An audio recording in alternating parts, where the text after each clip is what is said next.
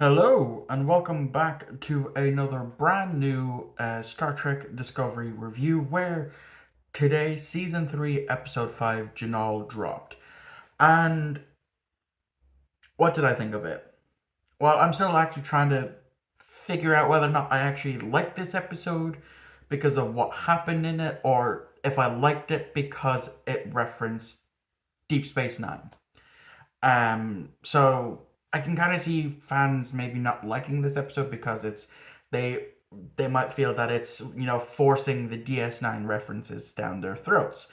Um, so yeah, let's go through the episode. What basically happened? Well, we knew from the end of episode 2 that we were going to Trill for the next clue. So we get there, we find out that um, one of the carvings on the piece that we got in the end of last week's episode, to find the pieces to go find the progenitor's device, had a trill marking on it. So they, looked it up, and there was a trill with those markings that existed 800 years ago named Janelle.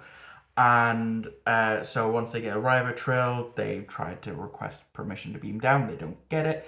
They talk to the Guardian. He asks them a question. They answer it, which is in relation to the cadence of last week's episode.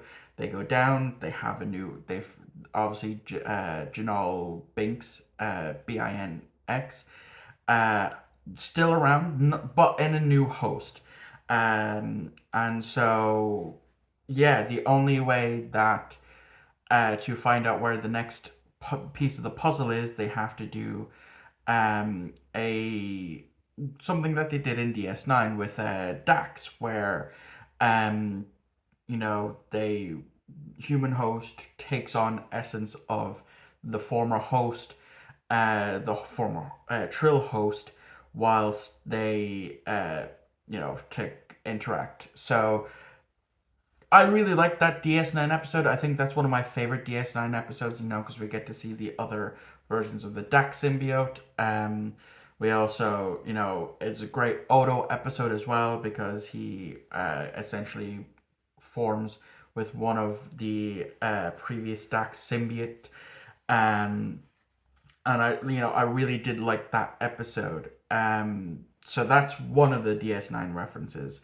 So he Janelle goes into Dr. Culber, and another reason why I love that episode of DS9 is because it gave the other cast of DS9 the chance to expand their acting horizons. Not play the same character that they have been playing for a number of years at that point, but play something new. And so I love Wilson Cruz. I love his character in Discovery. I've always loved his character. And so it's nice to see him, be able to act not as who he was before. So yeah, they go for a walk. They don't want. They could beam there, but that's not a part of the journey. So as they're walking there, they we find out a bit more information that the year is 3193, I believe. Um, and so he talks about how the Federation president at that time, 800 years ago, got a bunch of scientists, Romulan, Federation, non Federation, to go look for the progenitors that Picard and the Klingons and the Romulans discovered. Um, and then they did find it. And then when they tried to reactivate that, one of the members was killed.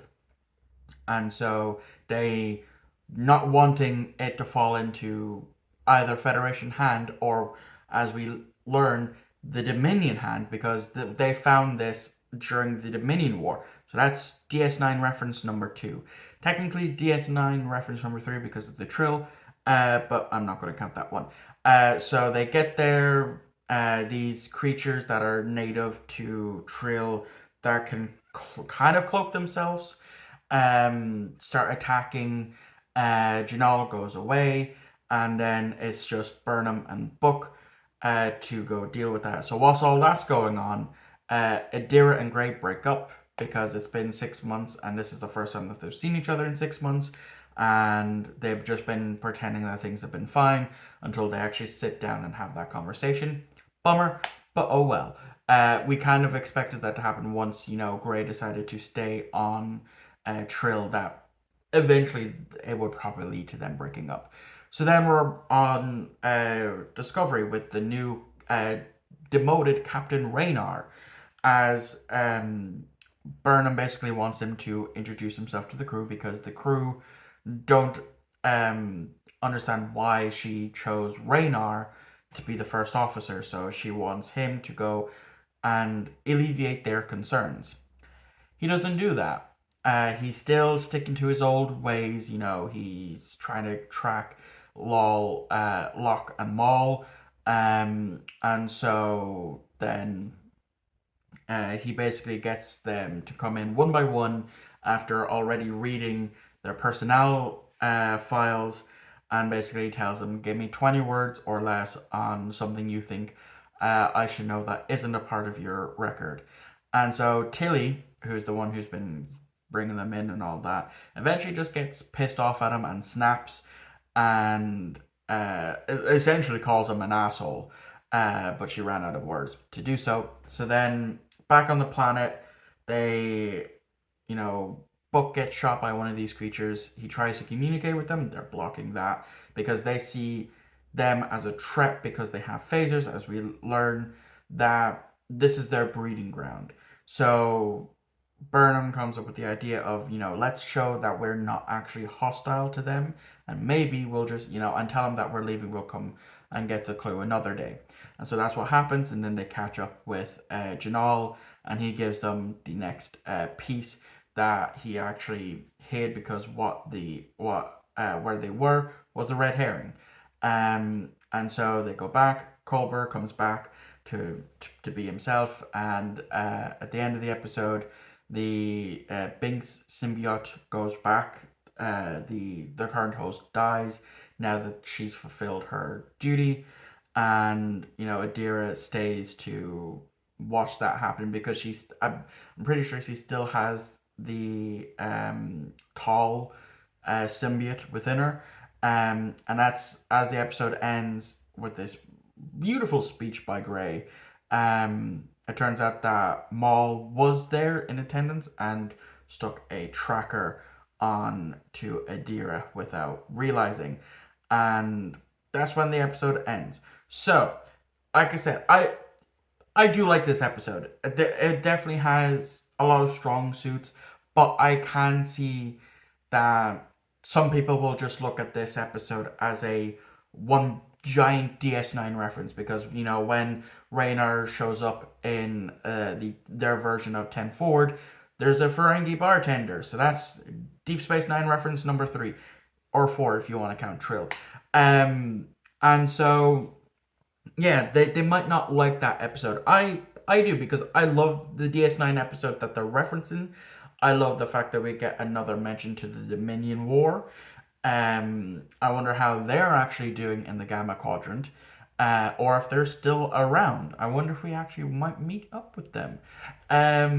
So yeah, they're just waiting for clearance to go to the next clue. Saru, I almost forgot we did see Saru, and there's issues there with him, and the uh, the person he's marrying name keeps slipping my mind. That they might be some issues with Vulcan purists over her announcing her engagement to a non-Vulcan, and stuff. It was okay. Um, so yeah, like I said, I like this episode, uh, but I can see why some people might, But hey, I'm looking forward to seeing where this story goes now that Maul and Locke have a tracker embedded it into Adira's uniform. It's either their uniform or their skin. So yeah, it's interesting to see how things are going because I knew at some point Maul and Locke would have to catch up because this is the same. It's what they're trying to do, as we know, is the Indiana Jones in space type of stuff. So we know at some point Maul and Locke are going to get ahead of them. They might even take what they already have, and stuff. So we'll just have to wait and see where things go. So thank you all for watching. If you want to see more Star Trek reviews every Thursday, do subscribe, as I will do continue to review Discovery as we go on. So thank you all for watching. I hope you enjoyed. The next upload will be on Saturday for my weekly pickups video. And yeah, then the next video after that will just be another Star Trek Discovery review. So thank you all for watching. I hope you enjoyed, and I shall see you all on the next upload.